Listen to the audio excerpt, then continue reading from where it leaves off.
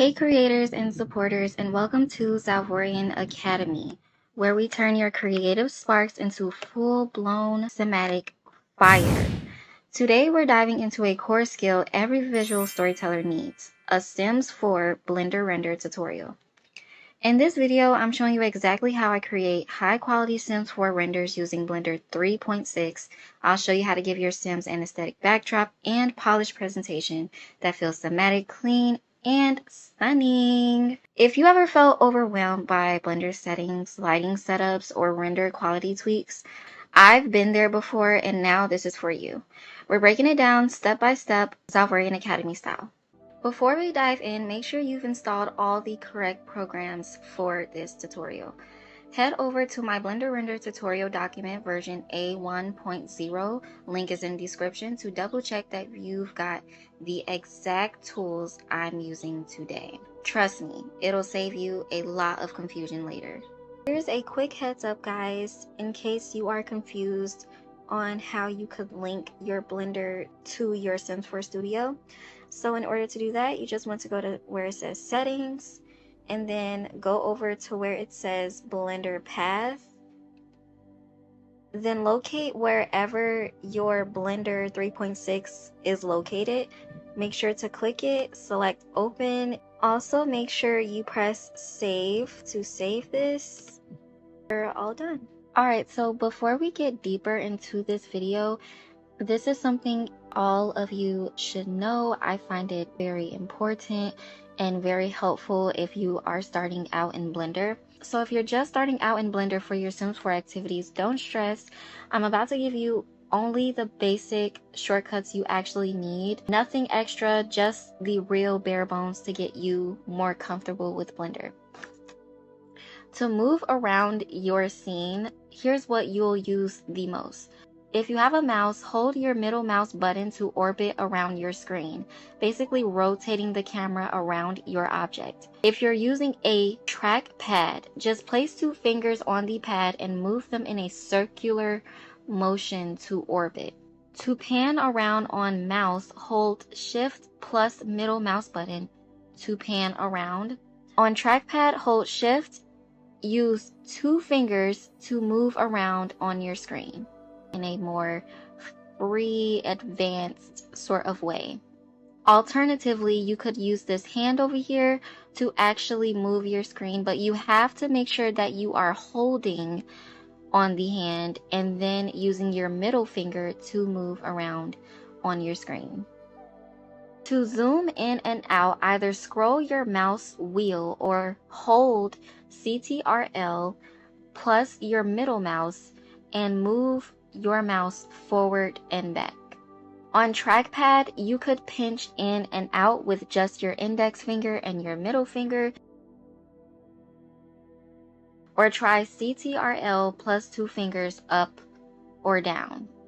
This is if you are using a trackpad, or you could simply pinch to zoom in and out, or you could use CTRL, move up and down on your trackpad, or you could use alternatively, if none of those options end up working out, you could just simply click and hold this button over here, this zoom in, zoom out button, and just use your middle finger on your trackpad to zoom in or out. Same thing could go for if you have a mouse. Next up is moving stuff around. So all you simply want to do is select your object, and on your keypad, press the letter G to grab and move your object around. Press R to rotate it, but this has more of a still rotation. So if you want more of a free rotation, you could just select R on your keypad once again, and that will give you more of a free rotation. Select S on your keypad to scale or resize it. This will help you scale or resize any of your objects. You can move up or down, side to side, whichever works best for you. Unless you are still on the command and you have not officially placed it, if it looks good, you could left click and just, leave it how it is. But if it doesn't look good to you and you don't like it, or if you feel like you messed up, you could simply right click, or you could only tap once and use 2 fingers to tap and it'll cancel. So again, only tap once with 2 fingers and that will cancel out whatever motion you are currently in within your command. To select everything in your scene, just tap A on your keyboard. And to deselect it, tap A twice on your keyboard and that will deselect everything. If you want to delete everything, select A and then hit X on your keyboard and select delete. And that will delete everything within your scene. This one's pretty quick. Tap switches from object mode to edit mode. In cases if you needed to go to edit mode and you don't feel like going up here for some reason, all you can simply do is press tab and that'll switch you from object mode to edit mode or edit mode to object mode. So the important stuff is here. So say for instance, you accidentally delete your object. To get your object back, all you want to do is press CTRL and Z, and that'll bring your object right back into your scene. CTRL plus S saves your file, and you should do that a lot, especially in Blender, because Blender is pretty known for crashing unexpectedly, so make sure that you are being aware of those sort of causes. To add something new like a mesh, light, or empty, press Shift A and it'll open up a little menu so you can pick what you want. If you ever get lost in your scene and your view's all over the place, just hit Shift and C and that will reset the camera's view and center everything again. And that's it. These are the only shortcuts you need to worry about right now. Don't overthink it. Just get used to these and you'll start feeling way more comfortable in Blender fast. And if any complications come up during your process, don't forget to join the Zalvorian Discord server and our Reddit community for faster responses. Link is in description. If you type out your issue in the YouTube comments, Twitter, TikTok, Instagram, chances are you may not get a direct reply unless it's from other commenters. So for more efficient guidance, head to those platforms and we'll try our best to assist you. On Discord, make sure to post in the troubleshoot help section, and on Reddit, you simply want to go to my community, press the plus icon that should be at the bottom of your screen. It should say create at the bottom. Type in your title and body text. Go where it says add tags and flare, which is between the title and body text areas, and add the flare that resonates most with your post. This helps your post become more noticeable. Make sure to also click the rules button in the corner so you're aware of what the community allows and doesn't allow, and that way you'll know how to format your post correctly. In this video, I'm showing you exactly how I create high-quality Sims 4 renders using Blender 3.6. But first, a quick heads up, this process only works on Windows. If you're on Mac, unfortunately, the tools we're using won't be compatible. So let's dive in and get started. Step 1, pick your sim. Open up the Sims 4 and decide which sim you're going to render. For me, I'm using Eevee Rain. She's one of my newer characters. You don't need a brand new save file, but you do need to know which save she's in. So here's how you do that. Go to the load game screen, or you could go to your save as screen. Click on the save file that your sim is in, so it would be like right here. You could just click anywhere that you prefer. Look at the name, and this is your name right here. Look at the name and hover over this little tab, and it'll say something like slot 000 and just a bunch of zeros and then the number 3.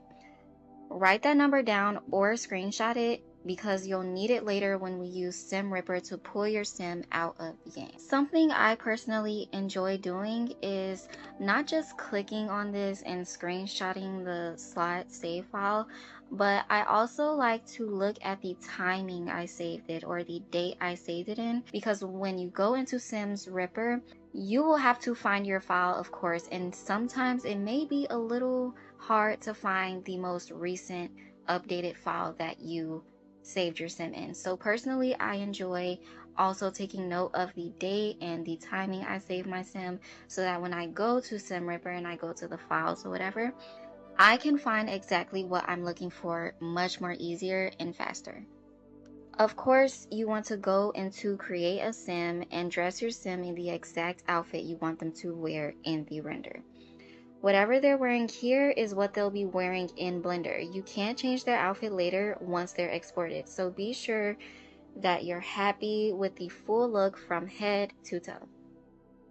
Also, remember the category and outfit of the sim, like everyday 1 or hot weather 2.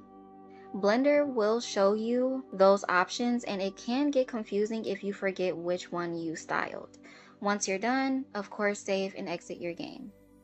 As I've mentioned before, you'll need a few programs to get all of this working, so I do not want you guys to begin getting deeper into this process and you are not fully prepared. So I'm going to make sure I highlight this because it is so important that you have the correct programs downloaded. I have a full document, link is in description, for you to download the correct programs that you will need for this entire process. Don't worry, they're free, just make sure you're using the correct versions, especially the version of Blender that I am currently using in this video, since that's the one this tutorial is built for. If you're unsure how to unzip files, I've got a guide and video linked inside the same document, and it'll walk you through it step by step on how to unzip your files. Step 4, find a pose. Now you want a pose for your sim. You can use any pose pack you like. There are tons out there on Tumblr, Pinterest, or Patreon. Just download one that fits the vibe of your render. For Avery, I'm using a subtle yet expressive pose that matches her personality. Now that I've found my pose, I'm going to simply download it. It will begin the downloading process. When the pose is downloaded, you want to click it once, cut it, or you could simply drag it into your folder. Personally, sometimes I enjoy dragging it. I also recommend that you keep it in the same folder as your render files, but you can organize however works best for you. Right now, I'm going to drop this into the poses folder and it'll just be right in there. Now, I just want to give you guys a quick heads up because this is completely optional, but if you want to go beyond a plain backdrop, you can download full Blender environments like gardens, bedrooms, or fantasy sets and drop your sim right into those. They do take a little more power and time to render, so if your PC is on the lighter side, feel free to stick with a simple background. In this tutorial, I'll show you two options, a solid color backdrop and a flat designed background. If you want a tutorial on how to do the full 3D backgrounds, make sure to like, subscribe, and turn on the notification bell to stay updated anytime I post. For my flat designed background, I am going to go with roses.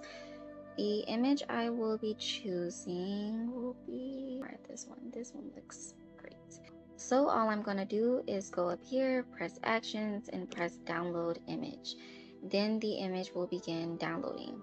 So sometimes when you download an image from Pinterest, sometimes it will transfer over to a JPG file, and most of the time Blender doesn't accept JPG files.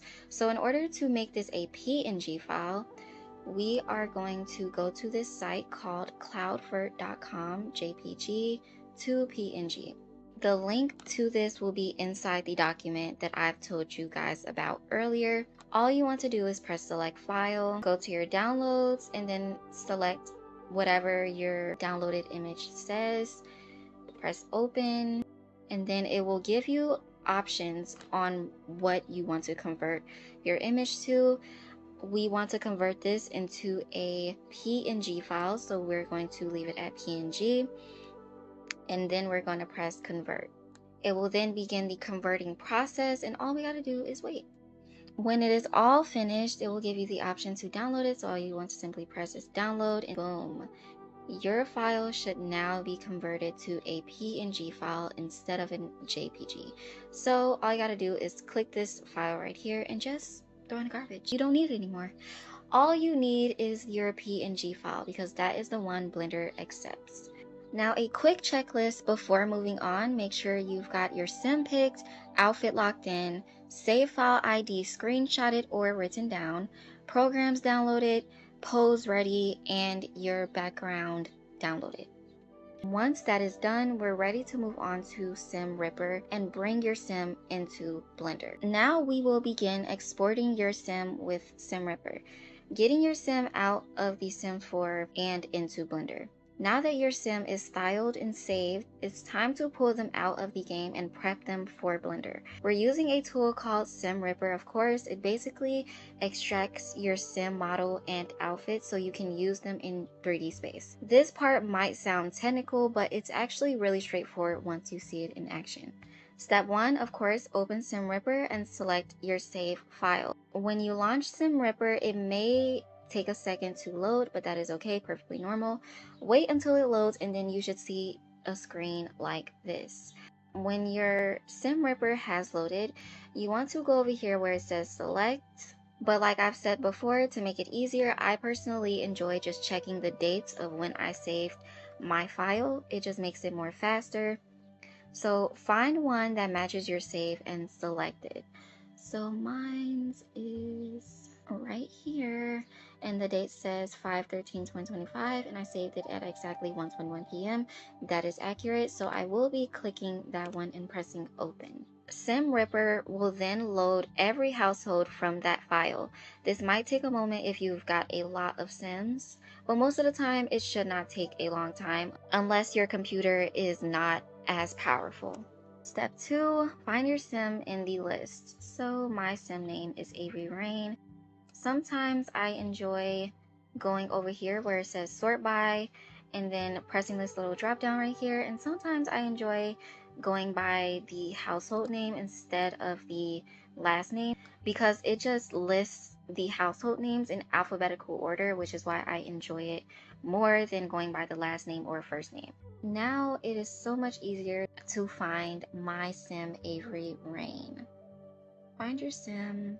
I've now found my sim, Eevee Rain. She is right here. So all you have to do is just click the name and then it will begin the loading process. But heads up, the outfit might not match what you picked in Create a Sim just yet, but we'll fix that next. Once everything is loaded, your sim should appear right here in the center of all of these options surrounding them.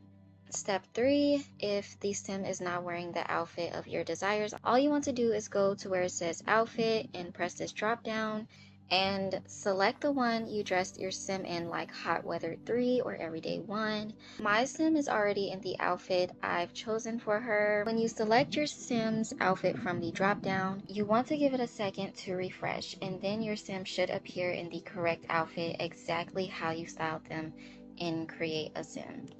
Step 4, check for CC glitches. Before you export anything, take a moment to zoom in and inspect your sim.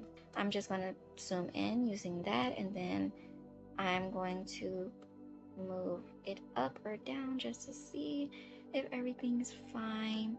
Let's do a little rotation just to see if her shoes are fine. Oh, looking so far so good.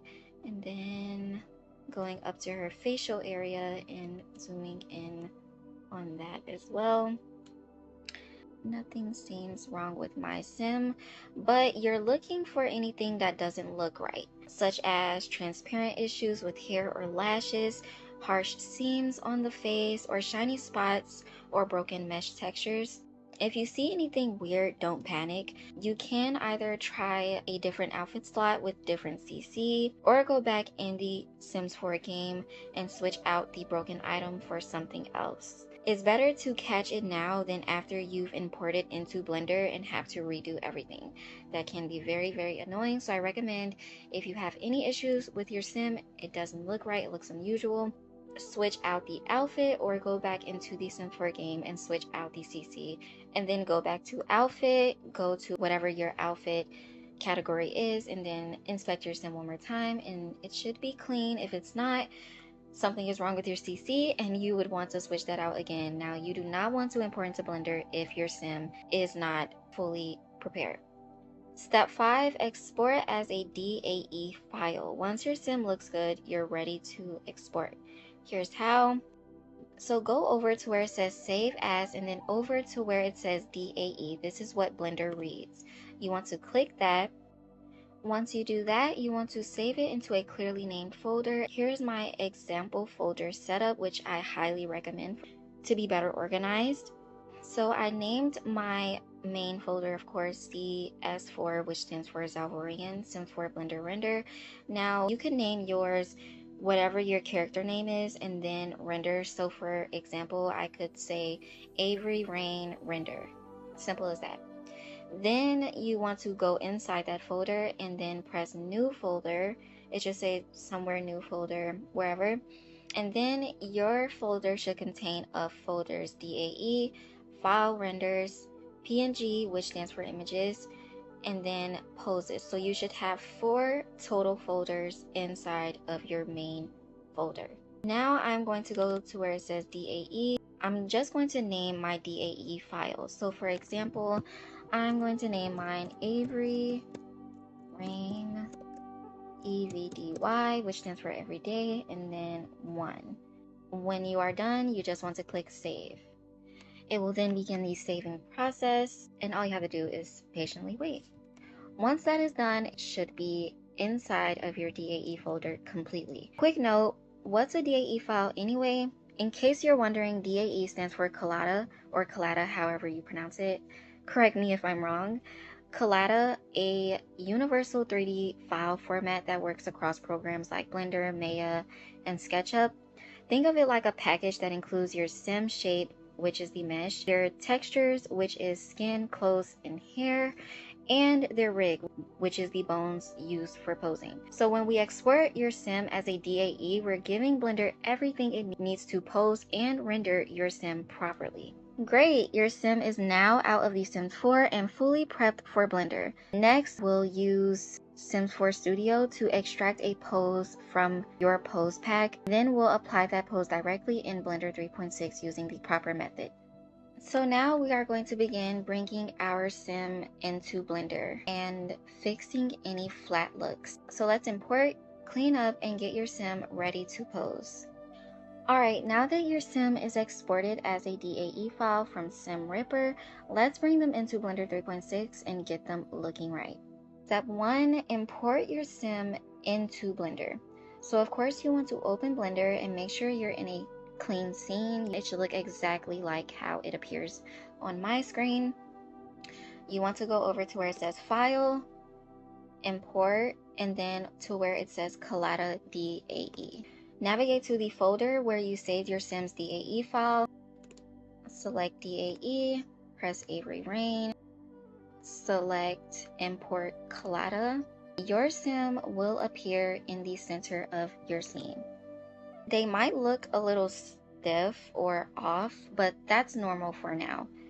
So we do not want this cube in the center of our sim. So all you want to do is select, it should have this orange yellowish highlight around it, and all you want to do is select where it says delete on your number pad area, and then it will delete that random cube that was in the middle of our sim. So now you guys would of course see that our sim is gray. Why is our sim gray? We don't want our sim to be gray, we want her to have some color.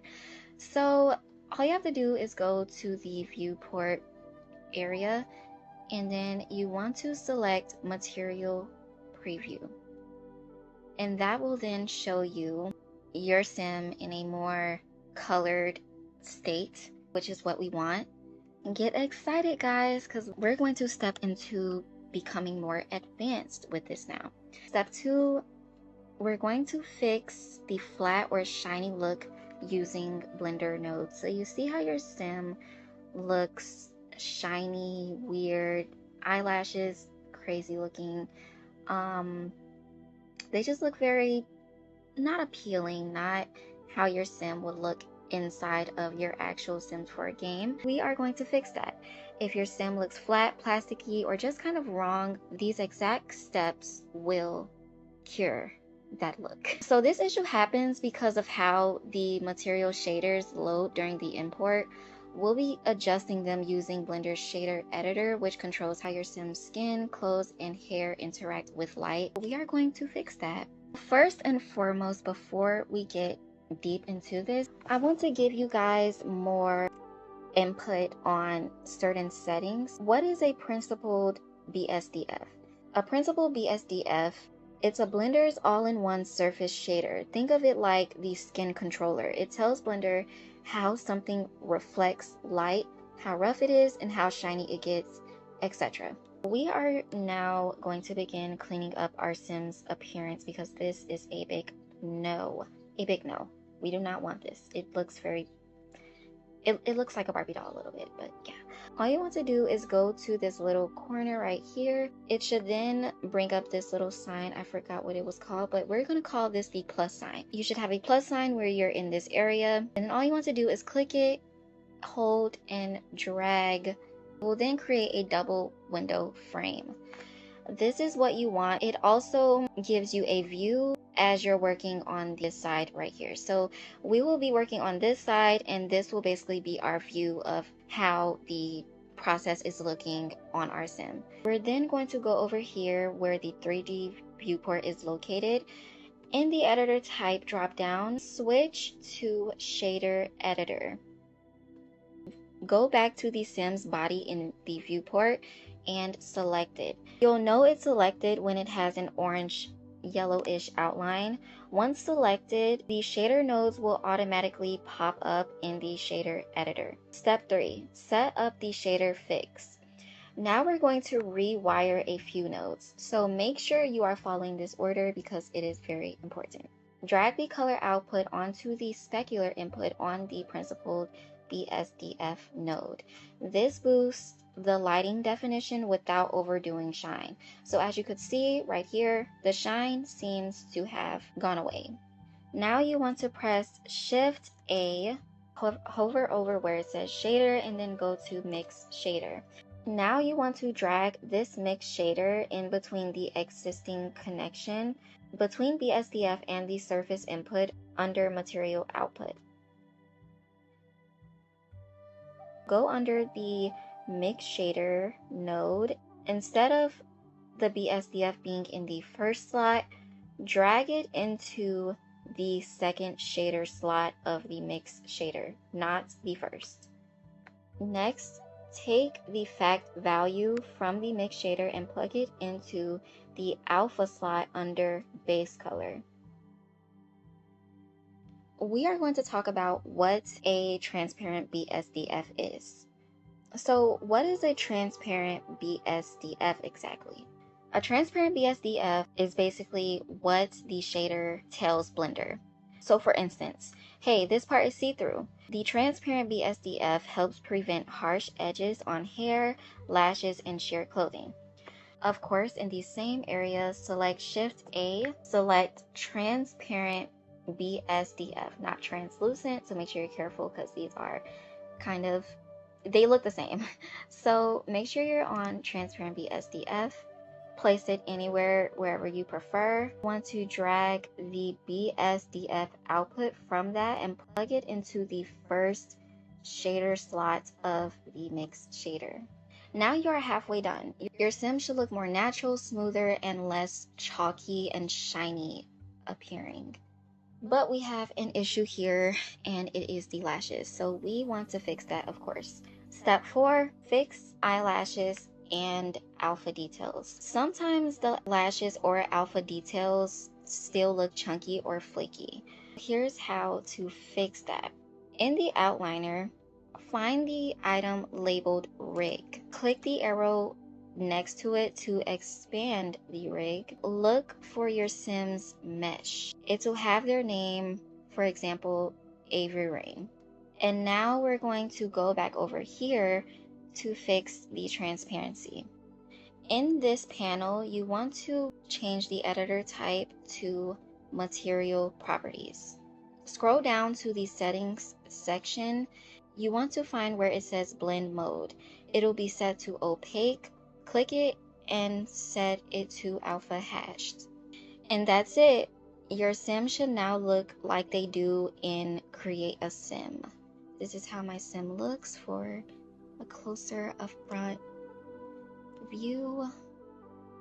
This is how your sim's alpha details and eyelashes should look. Now your sim is finally complete. They look perfect After you've done everything, save your progress. The reason being for this is because Blender can cut off or crash or just completely exit out of the program unexpectedly, especially when working with imported sim shaders or rendering settings. We are not going to risk that. All you want to do is go to File, go to Save As, locate your folder, go to your renders folder, name your folder something like, even though this says final render, I'm just gonna put it in here anyway. I'm gonna name it uncompleted. AR, which stands for Avery Rain, you want to input your sim name or sim initials, and then 1 EDY, which stands for Everyday 1, which is her outfit, of course. Use whatever works for you though. This is just for my sim. This will help you stay organized if you ever need to go back or if you messed up on anything. And press Save As. Now your progress is all saved. Your shader fix complete. Your sim looks right and is ready to pose. You've now imported your sim, fixed the flat plastic look using proper shaders, cleaned up the lashes and alpha details, saved your work, and now we're finally ready to pose your sim using the pose you downloaded earlier. Now, finally, we are finally going to apply the pose to your sim in Blender 3.6. So let's bring your sim to life with a custom pose. Now that your sim looks clean and natural in Blender, shaders fixed, materials working, it's time to give them a pose. We're using a pre-made Sims 4 pose that you downloaded earlier, but before we get into the posing, you want to go ahead and close out your Blender window and then open up your Sims 4 Studio. In order to extract your Sims 4 pose that you downloaded earlier, you want to go over to where it says Projects, go to your designated folder where you put your pose inside of, click your pose and press Open. It will take you to a page like this. We may have different poses, but that is okay. Same thing, same process. When you are here, you want to go to where it says Clips, and then select the type of pose that you prefer. So for my sim, I want a subtle yet expressive pose. So the type of pose that I'll be going for will be this pose right here. It will give it a name or whatever. But once you selected your pose, you want to click Export. So select Export, give your file a name. I'm gonna name mine. I'm gonna name it the creator's name that created the pose. So I'm gonna name it Hangzhou 1, and then just simply input that into your poses folder. Press save. Your pose extracted. Now you have to wait until it exports. Now when it is done loading, you simply want to get out of Sims 4 Studio. Don't need it anymore. Now you could get out of this shader editor and go back to 3D viewport if you'd like. And now we're gonna go ahead and get our pose ready.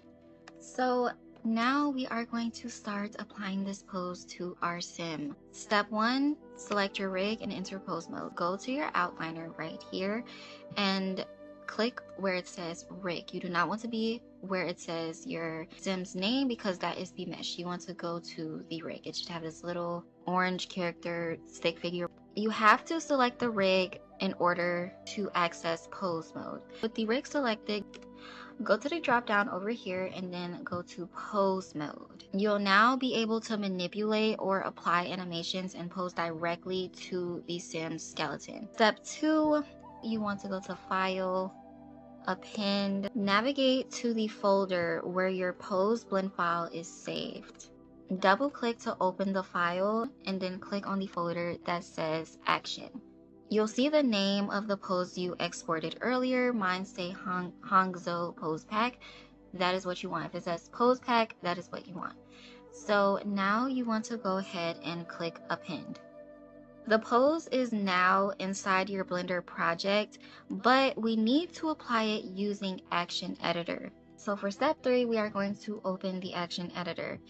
Look at the bar along the bottom of your screen. This is the timeline section, corner of that bar. Click the icon. click the icon, not the label. And then change the editor type from timeline to dope sheets. You're now inside the part of Blender where actions like poses can be loaded and applied. Step 4, apply the pose. So now we are going to officially apply this pose. So go over to where it says dope sheet, and then you want to go over to where it says action editor. Click where it says new, and then it'll say action. This just sets up a placeholder. So next to where it says action, you want to click this icon, not the word, the icon. Once you click that, you should now see the pose you appended earlier in the list. Click to select it. As soon as you select the pose, your sim should literally snap into position instantly. So here's a quick recap of what you just did. You selected the rig and entered pose mode. You appended a pre-made pose into the file. You loaded that pose into the action editor using the correct drop downs, and you applied it, and now your sim is fully posed and ready for lighting, background, and camera setup. Now, this is optional, but I recommend save your progress. Go over to where it says save as. If you don't want a bunch of like files and taking up your storage, you could just click save, but I don't recommend that, because if you want to start over, for instance, this will basically be like your base, and it'll show like all like the shader nodes and things of that nature that we did earlier. For this tutorial, I'm going to be doing save as and saving it as a different save file. So I'm going to name this uncompleted. So I named my file uncompleted2 underscore AR1EDY.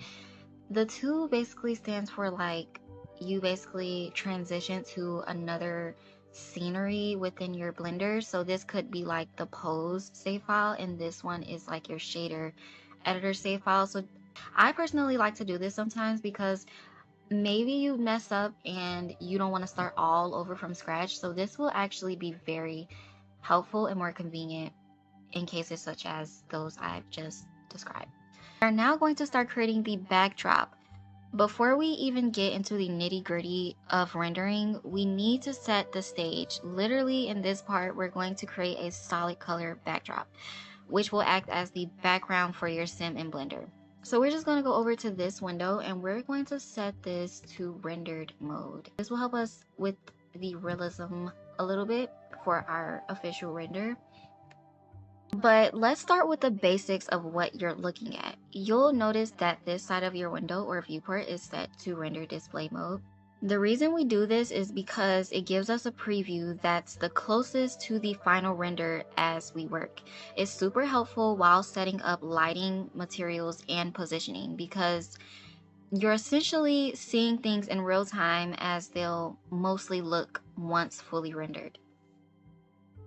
So in this window, we will be adding our backdrop. So all you want to do, you could just get off of this and go back to timeline, and then just bring it down so that it won't be in your way. You want to be in this window right here, and then all you want to simply do is press, all you want to do is go to this drop down right here and go to object mode. After you're in object mode, you want to press Shift A, hover over where it says mesh, and then select cube. You'll see a basic cube appear in your scene like it was in the very beginning. This is the one we'll use to create our backdrop. We're going to scale this cube into a backdrop. To scale the cube so that your sim, in this case Avery, fits comfortably inside, make sure the cube is selected. So it should have, like I said before, this orangish, yellowish outline outside of it. When the cube is selected, you want to press S. Before we even start scaling, you want to like zoom out so that you could see like the full scenery of how big you're making your cube. And then you want to select your cube, and then on your keyboard, you want to press S to scale it, and then drag your mouse outward to enlarge the cube as much as needed. I like to make it semi big, but not like super huge. So like, I think this is perfect.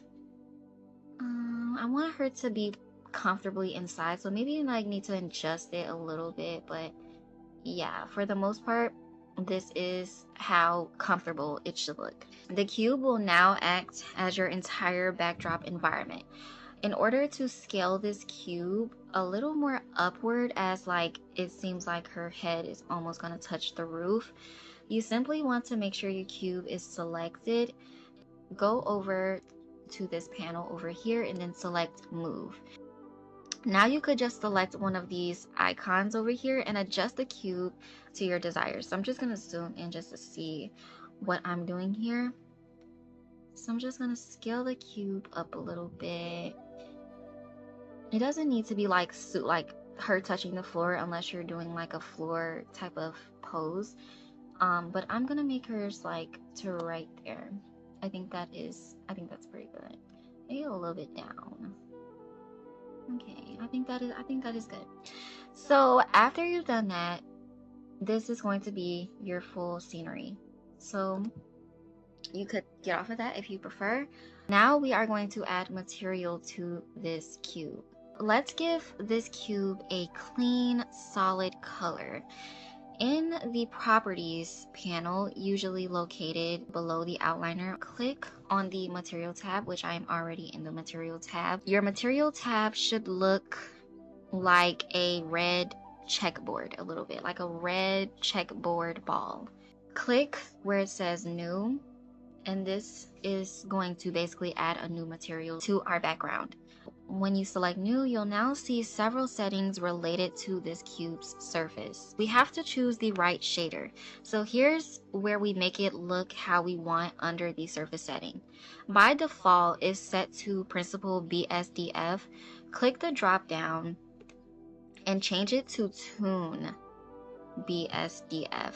This gives a flat, cartoony style I personally love. Alternatively, you could use glossy BSDF or velvet BSDF if you prefer a soft shine or fabric-like texture.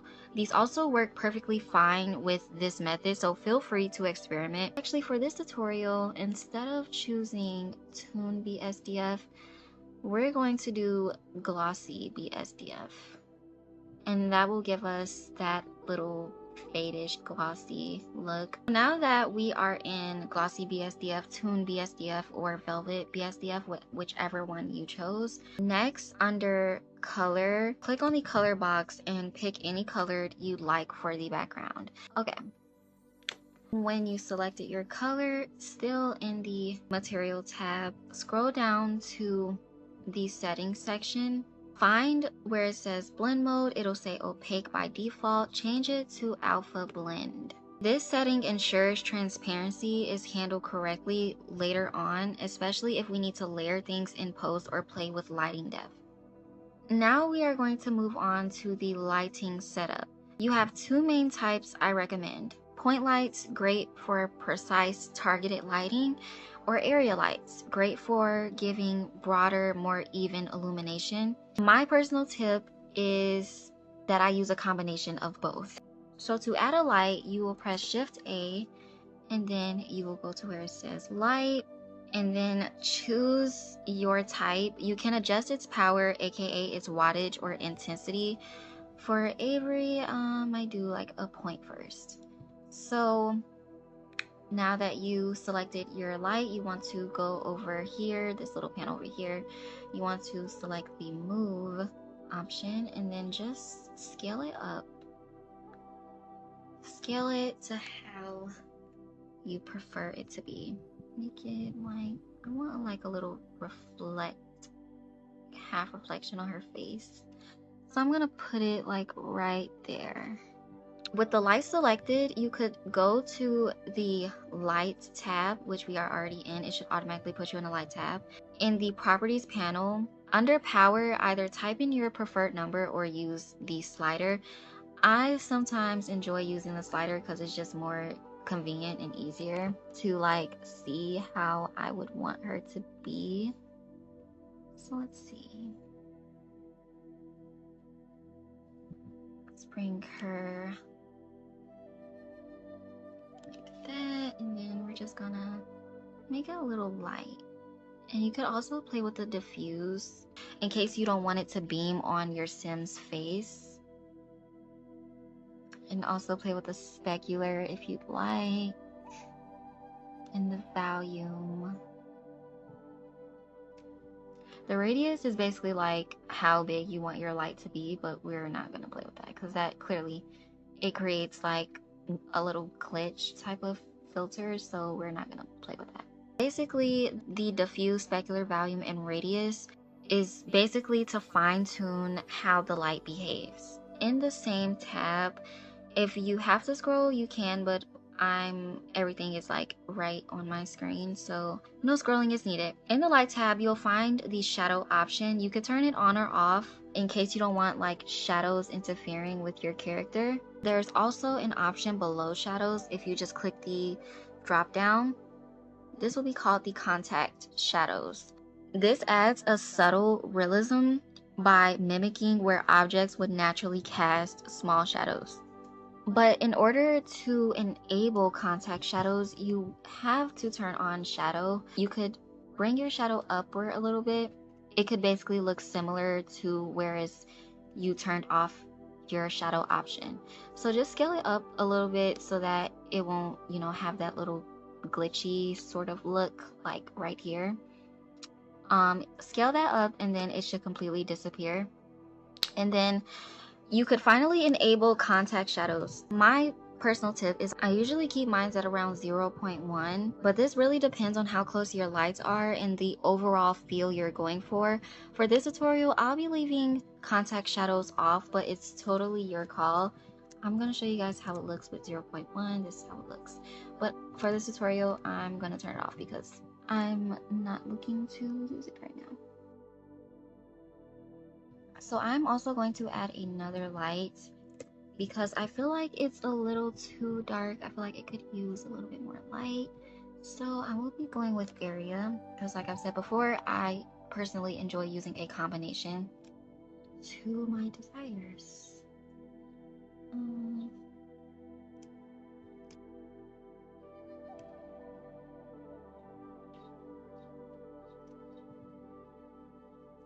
Let's reset that. You could get out of this little like transparency look and set it back to opaque. It will actually help with your lighting if you feel like the transparency is a little too difficult. So we are going to select this box because we want her to like be against the wall. So let's just select the box, of course, and just pull her up a little bit against the wall. Just like that. And then we have to fix the lighting once more because, yeah, it is messed up now. Bring this little green arrow. You can change the color of your lighting if you prefer. So for Avery, I may go with like a red color. But before I get into the color, I'm going to like scale the lighting up a bit and then diffuse it just a little. And get all these settings right how I like it. And then bring it over. And then we're just going to zoom in to see if everything is okay. Everything doesn't look okay, which is why sometimes shadows ruin the entire image if it looks gimmicky. Yeah, just make it look appealing, how you would like it. So now that I've done that, I'm going to go ahead and press this light over here, and I'm going to make it a different colors. I might just add one more light just to give her more personality. This up right here. I'm actually supposed to be using this window for this, but whatever, guys. You can use whatever window, whatever makes you comfortable. But I want you guys to actually see what I'm doing, so I'm gonna use this window right here. I'm just gonna zoom in on her as well, just to get a nice outlook. And then boom. So guys, you don't have to follow the way I'm customizing my sim. You can customize it however you want because this is just one of the steps. It isn't like something that you have to follow directly, like on the colors and like the type of scenery I'm going for. You can set it however you prefer, whatever makes you happy. We're done with the lighting. I mean, if you prefer to add shadows, I think shadows make it look a little more realistic, but sometimes the shadows will not do what you want it to do. So that's why I sometimes don't recommend adding shadows, because sometimes it can be a little difficult to manage. When you got this, you should be all complete. Alright guys, so now we are going to begin bringing in the camera for rendering. So first and foremost, you are not going to use this camera over here. You just want to simply delete this camera. So select it in the tab or whatever. You could right click and delete, or you could simply press delete on your number pad, whatever works for you. And then we're just gonna go inside the box right here, and then we're just gonna press Shift A, and then we're gonna press camera. So now that we have our camera back in here, because how else will we get our final render? To view through the camera's point of view, you want to press this tilde key, press that, and then select view camera, and that is your camera view. But we're going to do that on this part of the screen. So we're just going to press the tilde key and then press view camera, and then when we move the camera on this window instead of this one, we will see like the camera directly move as we are adjusting it. So we're just going to pull this camera back this way, and you could do like angles if you prefer. Oh, and guys, mind you, in the final render, these lines right here that's showing like the lights and things of that nature, it will not show in your final render. These are just basically like to tell Blender that you have lighting and that you want the lighting to show in your final render. And adjust it how you like, and you could also press R to rotate, but if you don't want to like rotation like this, simply select R again and it will give you more of a free rotation. Let's see, we're gonna press this just to move the camera around. Press this little rotate icon and simply just select one of the little bars, and that way you could just rotate your camera. So we're just going to make this camera straight, because that is what we're aiming for, a straight, nicely positioned camera. Just position it how you would want to, and then go back here and then just drag the camera right in the center. Now you could angle the camera however you prefer, but I just prefer Avery to be the center. So she's going to be in the center and the camera will be in the center as well. You could also back up the camera if you like want a fuller view of your sim character or their outfit. You could just back it up. You want to simply go to your properties panel, go over to where it says data. This is basically the data properties. Also make sure your camera is selected in order to do this. Under your lens tab, you'll see an option that says type perspective. Change that to orthographic. You'll notice the camera has gotten huge. You could manually resize it by dragging its borders, but I recommend adjusting the orthographic scale from the data properties panel instead, because it's much smoother and gives you more control rather than doing it from the border. Because if you do it from the border, if your camera gets super small, it will be very difficult to resize it. So just make sure that you're using the data properties to scale it instead. Now, if you want to actually change your resolution to portrait, if you don't want this landscape shot, because I was supposed to show you guys the portrait option, but I got too stuck up in this orthographic stuff because I feel like it was a very important step that you guys had to know. But to actually change your resolution to portrait, if you don't want the landscape shot, you can easily head to the output properties over here. Under the format section, change the resolution X to 1080, and then changing the Y to 1920. This gives you a clean portrait ratio. You can also scale these values by clicking and dragging within the resolution fields. It's great if you want to fine-tune the size. I'm gonna make mine like a little bit more bigger because like I feel like this is like way too skinny. So let's see, just make it a little bit more wider. Now it is render settings time. Finally, we came so far, and I'm so proud of you guys for all of the progress you have finally made. So now it's time for the moment we've all been waiting for, rendering the final image. In the properties panel, go to the render properties tab. It's just above the output printer tab we were in earlier. You'll see your render engine is set to Eevee by default. Eevee is basically a real-time render engine that's fast and great for previews. And in this tutorial, I'll be showing you both Eevee and cycles. Eevee is especially useful if your computer isn't very powerful, so be cautious of how many render sample pixels you set. Most recommend staying between 800 to 1000 samples. Mine can handle up to 1700, but not every system can. The reason to be cautious is because high sample rates can cause your computer to crash or even overheat if it's not built for heavy processing. This logic applies to both Eevee and cycles. In Eevee, make sure your viewport denoise is checked on for cleaner real-time previews. Then go to the output properties tab and scroll down to the color depth section and switch it to 16.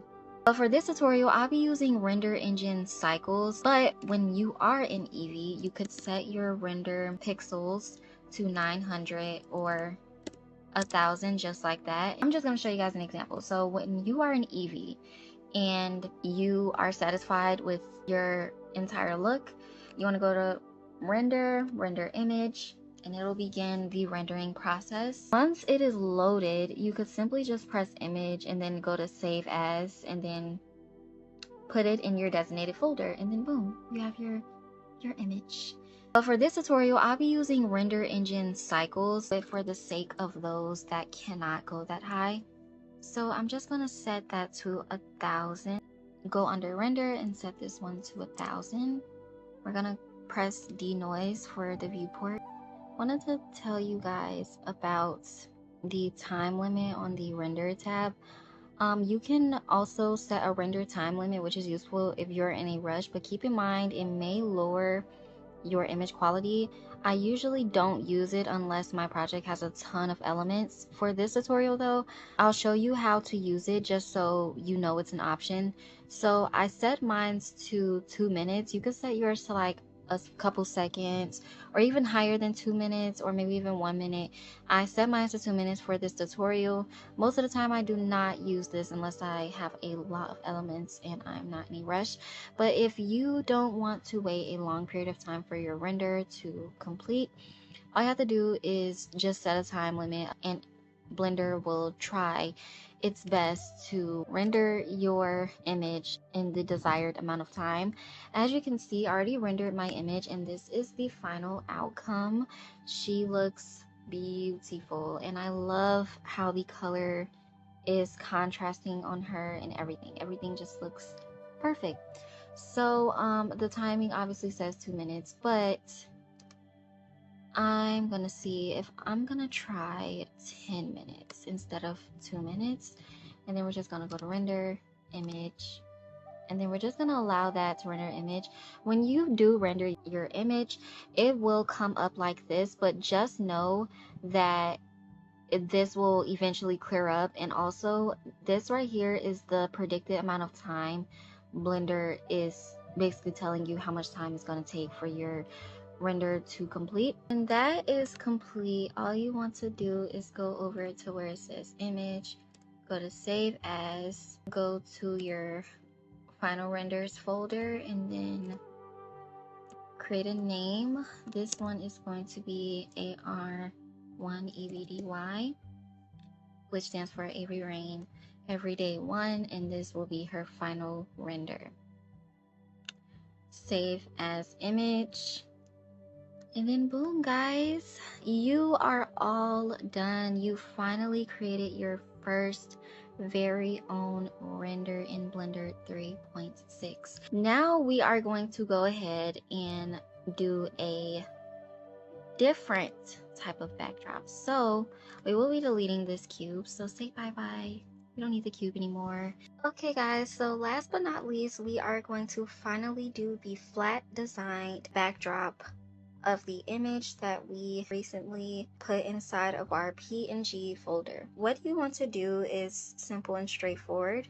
All you simply want to do is go over to here where it says files, scroll down to import, and then go down until you see images as planes. Once you press that, go over to your folder where you saved your Pinterest, Tumblr, Patreon, PNG inside of, and select import images as plain. Once you do that, your image will now be inside of Blender. So now you just simply want to use these little arrows over here. So click the image, use the arrows, and just bring the image upward. Size it how you need. I will back this up a little bit because I don't want it, like, you know, on her. But once you do that, now you simply want to press S to scale, and then just scale up the image. Now I will be bringing this up a little bit more. She has her designed background. Make sure your image is selected. You want to go to your properties panel and select view layer. From there, you want to scroll down until you see where it says light. You want to select direct, indirect, direct, indirect, direct, indirect, direct, indirect for volume, transmission, glossy, and diffuse. When you've done that, you want to go over to where it says material properties. Click that, scroll down to the blend mode section, and then change it from alpha blend or opaque to alpha hashed. Once you've done that, you are all complete. But one more thing, and this is optional, if you guys don't prefer the lighting of your flat designed background, then you could simply just go in and change it if you'd like. So this, I'm gonna like angle it. So now all you want to do is go up to where it says render, go to render image, and then simply wait until your image renders. Alright guys, so this should be your final result. Nice flat designed background. So you should have 2 things so far. If not 2, it's okay if you only have 1. It doesn't really matter. But congratulations guys, you made it at the end of the video. Now you should have your solid backdrop and your flat designed backdrop. Congratulations guys, do not forget to save your image and you should be all complete. You are ready to use your images for whatever, whenever. I hope you enjoy.